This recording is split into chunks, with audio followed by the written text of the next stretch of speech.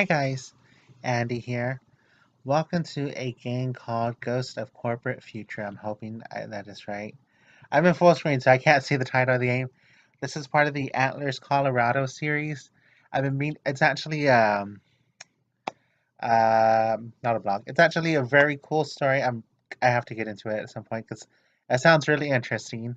All the usual links are in the description, and the intermissions take place in between the chapters, I believe. So. I'm gonna go ahead. I'm gonna jump right into the game. Your phone is ringing. It's a sleek black phone inside your desk drawer, the one you're supposed to answer no matter what. The one you're pretty sure only the president and the directors of a couple of other government agencies know the number to. The one that hasn't ever rung since you took over the department. You think you might be in deep shit. You pick up the phone. Hello? Jacob. The sullen voice on the other end of the line is familiar, albeit one you haven't heard in a long time. You let out the breath you were holding, but your breath is still hammering in your chest, feeling big and heavy like it's going to burst out of you and fall on the floor. Austin, you say softly, in awe, as if he's a wild animal you could scare off. Are you okay? I'm in the hospital, actually, he says, and your chest tightens. You wonder, in a brief flash of panic, if you're genetically inclined to heart problems. No one ever told you. For a hypothermia and a stab wound, it's fine, I'm fine. But that's not why I'm calling. Austin adds quickly before you can ask him anything. So why are you calling, you ask, only vaguely aware of your mouth moving and the sound coming out? Is this a panic attack? You haven't had one in months and you forget what it feels like. Almost. The new medication you're on was working fine up until now. Apparently it didn't account for a strange brother suddenly calling you out of the blue on a phone reserved for national emergencies. Austin is silent for a while. You start to think that maybe he's hung up on you, but eventually you hear him clear his throat. I need a favor. Of course. The first time you've heard from Austin in a year and a half, and it's because he needs a favor. You can barely find it in you to be surprised. In fact, you feel pretty detached about all of this. Sort of like you're looking through the eyes of a person who isn't you, remotely piloting a body. Maybe because you're still panicking. What do you need? You ask him. He clears his throat again. I need the DPR to take jurisdiction of a case. He pauses like he's listening to someone else, then adds, please, where are you? You don't bother listening to his answer. You know he's in a small town called Antlers, in Montezuma County of Colorado. You type it into your computer while you wait for him to stop talking, pulling up the contact information for the sheriff's department. Police stations hate it when we do this, you tell him. Sure, he already knows. Yeah. Will you tell me about the case so I can at least write a report and explain why we need to take jurisdiction? Not much to tell, he says gruffly. There's an evil spirit bound to a lake. Some guy was doing blood sacrifices to keep it in line. Now he's in jail, because no one believes he was saving the lives of everyone in town. Was he? Jacob, Austin says, suddenly more serious than you've heard him in a long time. Think, whatever it was in the lake possessed me. If it had gotten out into the town, it would have murdered everyone there, then moved on to every other town in a 5 mile radius. Oh, you say. Ah, sure, no big deal. Murdering lake, come to life, blah blah. That's totally innocent. Nothing wrong with that. Nothing weird. Anyway, Austin goes, not giving you a chance to process anything he's just told you. I want to get the guy who was watching the lake out of jail because he saved my life and probably everyone else's. And the police don't really believe that he did anything except murder a few people. There's an ache behind your eyes and forehead that you recognize belatedly as the beginning of a tension headache. You massage your temples. Fine, I'll do it. You will? Austin sounds incredulous, like he didn't really expect you to come through, even though you're his brother. You suppose you should be offended by that. Yeah, you say, but you have to let me reactivate you as an agent. Austin sputters for a moment before finally coming up with what the fuck, Jacob? If you want your friend, he's not my friend. Still, if you want him out of jail, he needs to be under the supervision of an agent. I'm short-handed as it is, Austin. I can't send anyone else to some town in the middle of nowhere to keep an eye on one person. It makes sense to put you back in the system since you're already there. Austin goes quiet again, and this time you know he's fuming. You can imagine him screwing his face up in a scowl as he tries to think of how he can argue his way out of this. It almost makes you feel bad for him, but this is the simplest way to give to him what he wants. DPR jurisdiction over the case and minimal contact with you. It hurts, but you know that's what will make him happy in the end. Fine, Austin grunts. Put me back in the system, I don't care, as long as you take the jurisdiction and get Landis out of jail. Fine, you say, unconsciously repeating him. The pain in your head is still there, competing with the aching in your chest. Is that everything, you hear yourself ask? It barely sounds like you. That's it, Austin says. He hangs up without thanking you. You put your office phone away and pick up the phone on your desk and punching in a number you keep on a post-it note stuck to the keypad. It starts to ring almost immediately. Then it stops. Walker does the thing he always does. He's picking up the phone but doesn't answer, making you start the conversation. It's okay this time because you have a lot to say to him.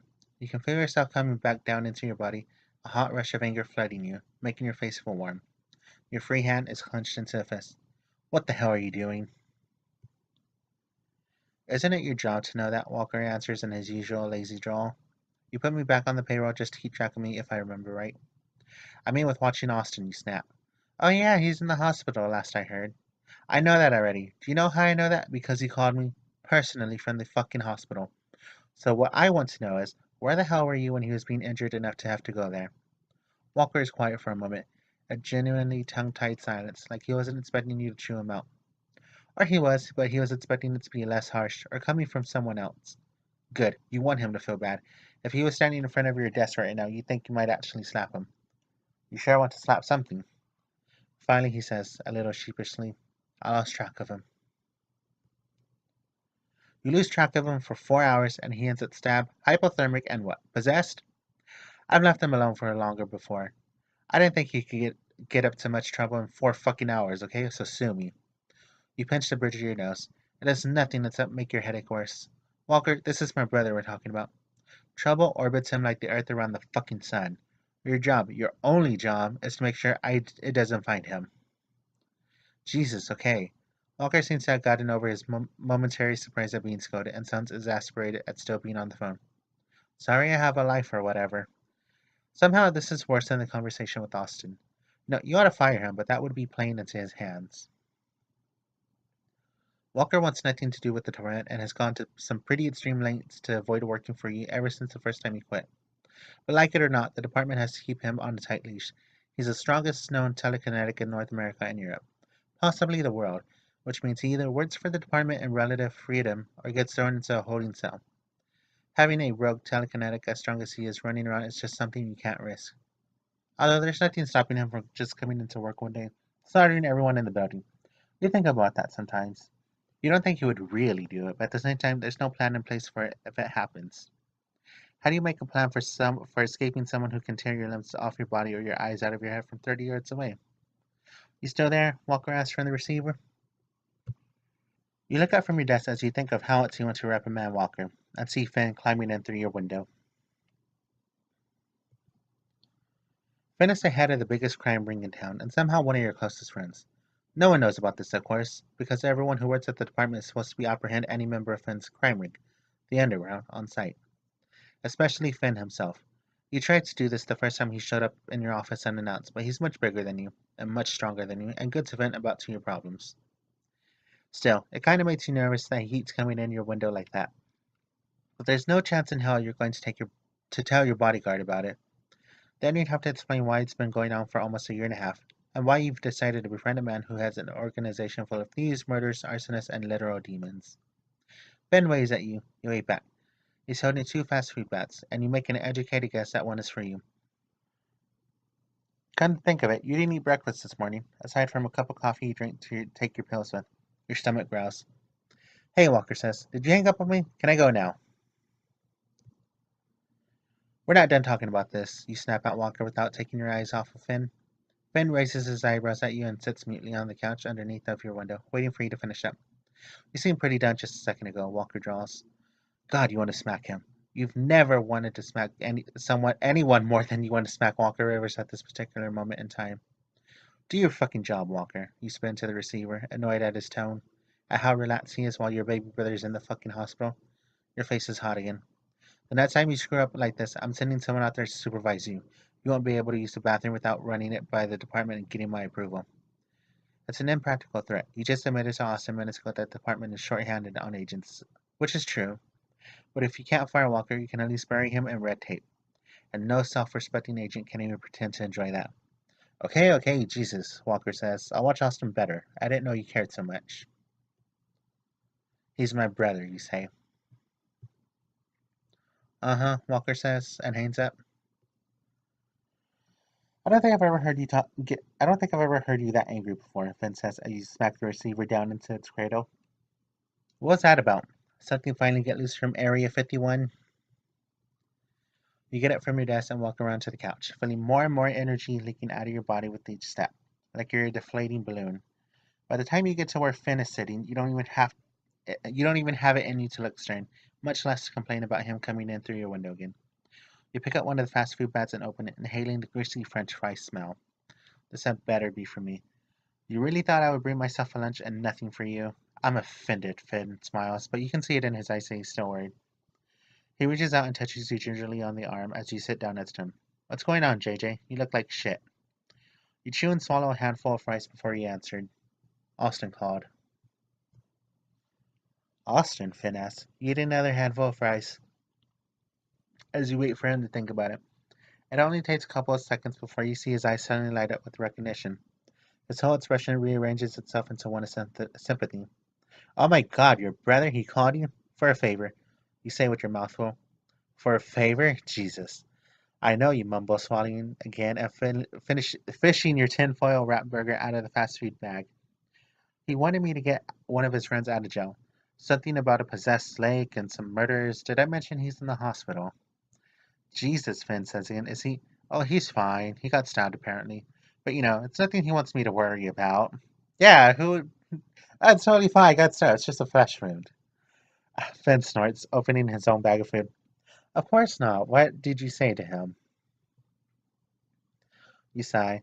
I told him I'd have the department take jurisdiction on the case and get his friend out of jail as long as he lets me reactivate him as an agent. Oh my goodness. Sorry, I'm so tired. I have to go edit this video now. Really? Finn sets his food down, his eyebrows shooting up. This might be the first time you've actually surprised him, but you don't feel good about it. Just kind of numb still. That was good thinking. He wasn't happy about it. You look down at your hands and fidget. He doesn't want to work here. That's why he ran away in the first place, but I just worry. It's well within your right to worry. I know, just nothing. You're allowed to be upset, JJ. Finn puts a hand on your back. You prickle a little, not expecting to be touched, but you don't tell him to stop. You appreciate the attempt at comfort. So is that who you're yelling at on the phone? Your brother? No, you shake your head and pause to stuff another handful of fries in your mouth. I really want fucking french fries now. I'm so mad. Dylan just texted me that he's got fucking McDonald's and he's got food, and I'm so pissed. That was Walker, the guy I have watching Austin, who's off doing God knows what when Austin got put in the hospital. Finn frowns. Tell me you fired him. I can't. Long story. You start unwrapping your burger. Finn isn't supposed to be hearing any of this, being DPR public enemy #1 and all. But who else can you tell about it? Sure, some of the people you work with have been your friends since you were 5 years old, but they got to be tired of hearing about the same old Jones family drama every time Austin finds himself in a scrape halfway across the country. Last time, with the skinwalker, you worried so much that you felt nauseous almost 24/7. You think that maybe you puked in the bathroom right after Walker called and told you what had happened, but you don't remember. You had kinda checked out by then. You take one bite of your burger before someone knocks on your door and you have to put it down. Do not, you hiss at Finch. Move an inch. Finch. Sorry. He gives you a mock salute, which is better than nothing. Suppose that if anyone sees him in your office, you can always pretend that he's holding you hostage, and hope they don't notice that you're clearly eating lunch with them. You try to put on a face that doesn't show how tired you are of interacting with human beings today. There's no mirror in your office, so you can't tell how convincing it is, but hopefully it's nothing that will scare an intern off. Lethargy weighing down your bones, you open the door. Oh, it's just Abbott. Here are the three things that everyone knows about Abbott. He was fired from the department when he was younger and started the Underground, the crime ring that Finn now runs. You recently rehired him, hoping to fix the shortage of lab technicians the department has been having. He has a very big, very obvious crush on you. Oh, that's so cute. You aren't totally clear on the details of why he was fired the first time around, and the records are all either deleted or hard to find. But it was a long time ago during the few years your dad ran the department. And you're sure that Abbott is harmless now? How harmless could he be? He just started an underground crime ring. I mean, it's totally harmless, totally fun.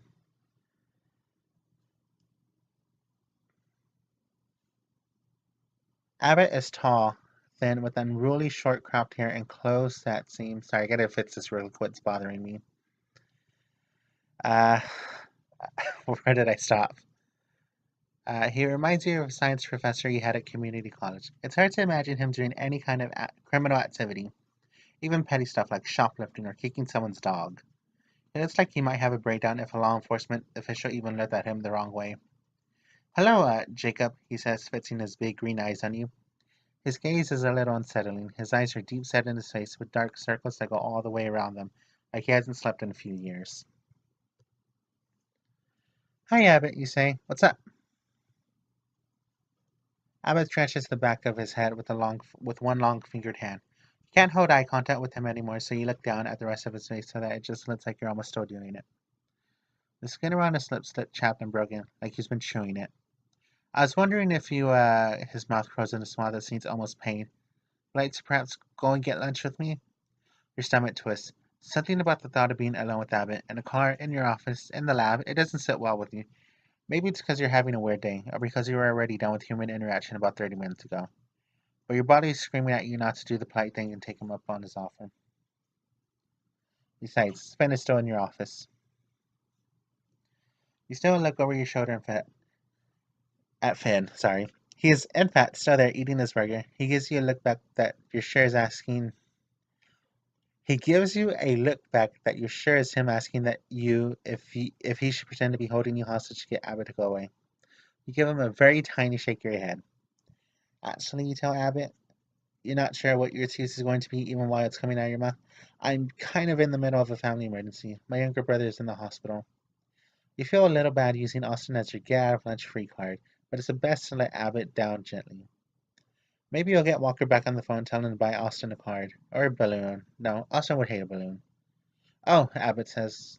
Abbott lets put out for a split second, but then his mouth contorts back into that strange, strange smile. He locks his eyes on yours again. Well, maybe some other time. Yeah. Nah. Albert brother makes a full recovery, he says, and fleetingly squeezes your shoulder in something that might pass for sympathy before scurrying off.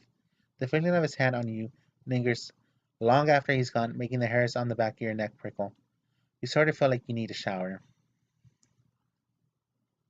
Shit, JJ, Finn says as soon as you shut the door. Son's really into the idea of screwing the boss, huh? He collapses back onto the couch and groans. It doesn't even dignify a response. You know Finn's just kidding anyway. He's been down the road with you before and come to respect the fact that you generally stay out of anything that even remotely resembles having a sex life.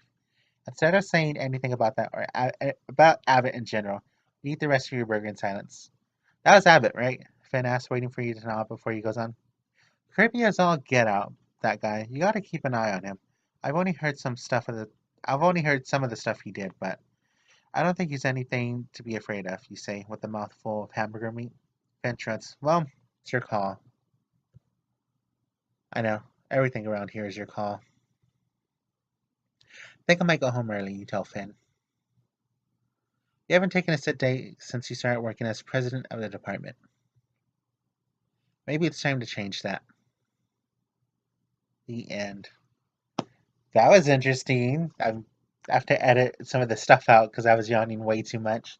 Because it's like midnight. I'm tired. I just got done playing Nancy Drew, which again, it took an hour into like 30 minutes. So if you're watching that, I do apologize for all the really abrupt editing. I'm still new at editing. I don't do it often. I hate it. It's not my favorite part of recording videos and then uploading. But yeah, I'm really excited about Antlers, Colorado. I think it's a really cool series, and I've been meaning to read. I just haven't had the chance to sit down. I have a lot of books I need to catch up with first. One of them is very important that I finish, so I can do a review on it. Not for the channel, but for my other job. And I don't know why I'm telling any of you all this because nobody's gonna watch this video. Uh, but no, I'm glad people did watch the last one, which makes me happy. I like the series; it's really cool. I did see some of the character designs. I really thought they were cool. I may have to hire the artist at some point. Uh, Not that I'm losing Bonnie. I fucking love Bonnie. They're gonna design some more artwork for me really soon that I'm gonna use for the channel. Got some more artwork coming, and I'm just babbling on. I'm sorry. But thank you all so much for watching. I'll see you all in the next video. Bye for now, guys. Bye for now.